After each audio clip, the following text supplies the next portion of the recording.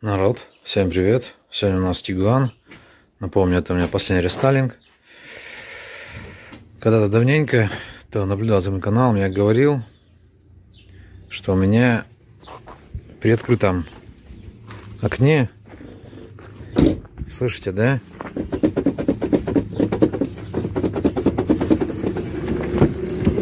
Такие звуки вот происходят. Как бы это сначала, как купил, такого не было. Сейчас сниму обшивку, посмотрим, что у нас там отпало. Где-то вроде видел на форумах, что говорят, что-то там где-то болты где-то слабнут. Так что есть такие причины, вы слышите?